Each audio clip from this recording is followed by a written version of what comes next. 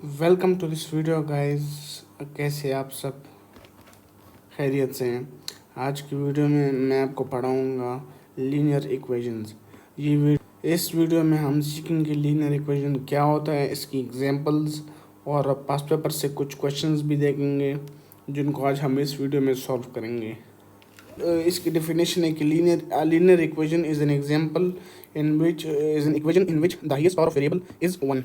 ये वेरिएबल का मतलब असल में एक्स है। जिस भी इक्वेशन में एक्स होता है और उसकी पावर वन होती है उसका मतलब है लीनियर इक्वेशन। ये लीनियर इक्वेशन है वो इक्वेशन। फॉर एग्जाम्पल अभी तक जनरल फॉर्म क्यों है A x plus B equals to C. इसमें ए बी और सी जो ये कॉन्स्टेंट्स है यानी कुछ भी हो सकते हैं, कोई भी डिजिट्स इंटीजर्स वगैरह हो सकते हैं, और जो एक्स है वो एक्स वेरिएबल है। अब एक्स कभी भी एक्स जो है उसकी पावर टू या थ्री लीनियर इक्वेशन में नहीं हो सकती। लीनियर इक्वेशन का मतलब ये है कि जो एक्स है उसकी पावर वन होती है हमेशा लीनियर इक्वेशन में, और जो ए है इसके साथ ये ए इसकी हमेशा ये जीरो से बड़ा होगा या छोटा होगा, ये कभी जीरो नहीं हो सकता। इसकी कई एग्जांपल्स भी ली जा सकती है। For example 2x+1 equals to 3, ये भी इसकी एग्जांपल हो सकती है। ये भी हो सकती है 5x+13 इक्वल्स टू 30। कुछ भी आप एग्जांपल ले सकते हो जिसमें सिर्फ बस x की पावर वन होती है। 10x-42 equals to 88। कुछ भी आप इधर डिवीजन में देख लेते हैं। 10x divided by 9 plus 32 minus 68 equals to 108। ये सारे आपकी लीनियर इक्वेशन में एग्जांपल्स आ जाते हैं।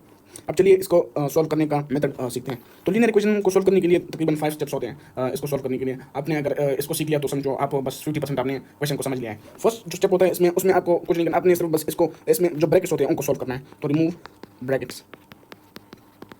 अगर आप किसी लीनियर इक्वेशन में ब्रैकेट्स देखो तो सबसे पहले आप जो काम करना है आपने वो उन ब्रैकेट्स को हल करना है, यानी उन ब्रैकेट्स को रिमूव करना है, उनको सॉल्व करना है। सेकेंडली आपने कलेक्ट लाइक टर्म्स, यानी जितनी भी आपके जो इक्वेशन है उसमें जितने भी लाइक टर्म्स हैं आपने सबको इकट्ठा करके उन सबको एक जगह पर लिख लेना है, फिर उनको सॉल्व करना है। तीसरे स्टेप जो है उसमें मूव कॉन्स्टेंट्स, यानी फॉर एग्जांपल लाइक टर्म्स यानी एक्स की जो टर्म्स हैं उनको आपने लेफ्ट साइड पर ले गए, तो जो कॉन्स्टेंट्स होते हैं यानी 42 108 माइनस 32 ये जो जितने भी इंटीजर्स है जो जिनमें एक्स नहीं होता फॉर एग्जांपल ना, तो उन सबको आपने एक जगह पर मूव कर लेना है। तो इस स्टेप को बोलते हैं मूव कॉन्स्टेंट्स। अब चौथे स्टेप में आपने डिवीजन करनी है इसकी, डिवाइड बाय कोफिशिएंट। ये बेसिकली आप जब लाइक टर्म्स को एक जगह पर ले लेते हैं और जो कॉन्स्टेंट है उनको दूसरी इक्वेशन की दूसरी साइड पर लेकर चले जाते हैं, तो उसमें फिर जो एक्स टर्म्स को आप जब सॉल्व कर लेते हैं आपस में, तो एक्स के साथ कोफिशिएंट जो रहता है फॉर एग्जांपल 5x, तो इसमें जो 5 है ये कोफिशिएंट है। आपने 5 को दूसरी जो इक्वेशन की दूसरी तरफ जो डिजिट है आपने उसको 5 से डिवाइड कर लेना है। पांचवें स्टेप में आपने ये स्टेप ऑप्शनल है, ये आप कर भी सकते हो नहीं भी कर सकते हो। इसमें आपने चेक आंसर, इसमें आपने आंसर को चेक करना होता है। आपने अब जब ये फोर्थ स्टेप्स में आपने जो एक्स की वैल्यू निकाली है तो एक्स की वैल्यू आप फिर से इक्वेशन में डाल दो, तो वो जो आंसर आ जाता है वो आपका स्टेप 5 में आ जाता है, यानी आप आंसर को चेक कर लेते हो आंसर सही से आता है या नहीं। अब इन कुछ एग्जांपल्स को देख लेते हैं। 3x+5 equal to 20। सबसे पहले आपने रिमूव ब्रैकेट्स, तो ब्रैकेट्स इसमें नहीं है। आपने आपने कलेक्ट लाइक टर्म तो इसमें 3x एक ही है, ठीक है। अब आपने मूव कॉन्स्टेंट्स, यानी कॉन्स्टेंट्स को आपने एक जगह पर मूव करना है, तो 3x इक्वल्स टू 15। अब चौथा स्टेप जो था उसमें आपको कोफिशिएंट से डिवाइड करना था, तो कोफिशिएंट x के साथ जो है ये कोफिशिएंट है 3, तो 3 पे दोनों को डिवाइड कर ले, तो 3 यहाँ से भी कट हो जाएगा, यहाँ पर 3 1 3 3 5 15, तो x इक्वल्स टू 5। अब जो पांचवा स्टेप है चेक आंसर वो आप कर भी सकते हो नहीं भी कर सकते हो, ऑप्शनल है। आप अगर करना चाहते हो तो वो इस तरह होगा 3x+5 इक्वल्स टू 20, तो x की जगह 5 पुट कर लो, +5 equals to 20, 3 5 15 +5 equals to 20, 20 equals to 20।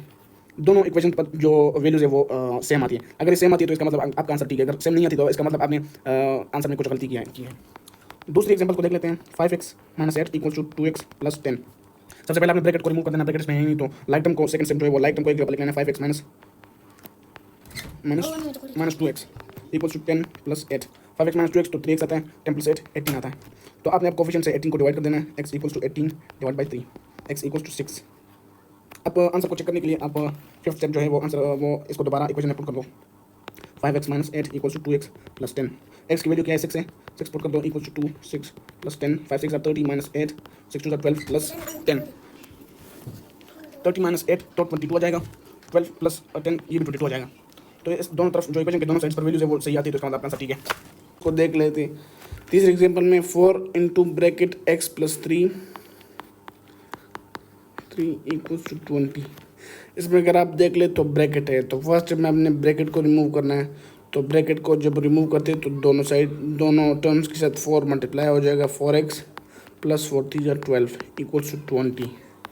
4x equals to 20 minus 12, 4x equals to 8, x equals to 8 divide by 4, x equals to 2। तो 2 इसको आप अब चेक भी कर सकते हो। 4 × x + 3 इक्वल्स टू 20, 4 × x की वैल्यू 2 है +3 equals to 20, 4 into 2 plus 3 5 equals to 20, 4 5 20 equals to 20। तो इसका मतलब आपका आंसर ठीक है, क्योंकि इक्वेशन के दोनों साइड्स पर जो वैल्यूज़ है वो सेम आ रही है। चौथे एग्जाम्पल को देख लेते हैं। इसमें x divide by 3 plus 4 equals to 9। अब कुछ लोग ऐसे, कुछ स्टूडेंट्स ऐसे कर लेते हैं जो अब 3 को यहाँ पर शिफ्ट कर लेते हैं डायरेक्ट और 9 से मल्टीप्लाई कर देना। आपने ऐसा बिल्कुल भी नहीं करना, ये बहुत ही गलत है। क्योंकि इसमें अगर आप यहाँ पर ये लेकर जाती भी तो पहले इसका आपने एलसीएम लेना होगा, ताकि वो पूरे इस टर्म के साथ 3 नीचे आ जाए। अगर 3 इस पूरे टर्म के साथ यहाँ पर होता तब आप उसको उस तरफ लेकर जा सकते, वरना आप उस तरफ राइट साइड पे इसको नहीं लेकर जा सकते, क्योंकि 3 जो है ये सिर्फ x के नीचे है, 4 के नीचे नहीं है। तो या तो आप इसका एलसीएम ले ले, या तो पहले 4 को उस तरफ लेकर जाएं राइट साइड पे, फिर इसको फिर जो डिनोमिनेटर में 3 है उसको मल्टीप्लाई कर दें। तो दोनों तरीक़ों से कर लेते हैं। x by 3 plus 4 equals to 9, x divide by 3 equals to 9 minus 4, x equals to 5 multiply by 3, x equals to 15। 15 answer आता है यहाँ से। अब x by 3 plus 4 equals to 9, इन दोनों का एलसीएम लेंगे, यहाँ पर 1 है तो 3 एलसीएम आ जाएगा। x प्लस 1 3 को अगर 1 पर डिवाइड करें तो 3 आंसर आता है, तो 3 इंटू 4 हो जाएगा इक्वल्स टू 9। x प्लस 4 3 ज़ा 12 equals to 9 into 3, x equals to 27 minus 12, x equals to 15। तो 15 आंसर आता है। ऐसे भी कर सकते, लेकिन पहले आपने यहाँ पर एलसीएम ज़रूर लेना होगा। एलसीएम अगर आपने नहीं लिया तो इसका मतलब पूरा आंसर आपका गलत हो जाएगा, पूरा जो जवाब है। अब पास पेपर से कुछ क्वेश्चन देख लेते हैं ये लीनियर इक्वेशन के। 7x minus 12 equals to 30। ये क्वेश्चन पास पेपर में आए हैं, IGCSE की भी और 4024 और ओ लेवल्स के 0580 दोनों में आए हैं। 7x इक्वल्स टू 30, अब माइनस 12 है तो यहाँ पर आकर प्लस 12 हो जाएगा। 7x equals to 30 minus 30 plus 12 42, x equals to 42 divide by 7, x equals to 6। Answer 2x plus 3 divide by 5 equals to 7। अब यहाँ पर 2x प्लस 3 जो 5 है ये पूरे टर्म के साथ नीचे है, तो यहाँ पर आप 5 को उस तरफ राइट साइड पे मूव कर सकते हो। तो 2x plus 3 equals to 7 multiply by 5, 7 into 5, तो 2x प्लस 3 इक्वल्स टू 7 5 35, इधर प्लस 3 है तो इधर माइनस 3 हो जाएगा। 2x equals to 32 divide by 2 divide by 2, x equals to 16। आप इसको चेक भी कर सकते हैं, x की जगह 16 को पुट कर दें, plus 3 divide by 5 equals to 7, 16 2 ज़ा 32 प्लस 3 इक्वल्स टू 7।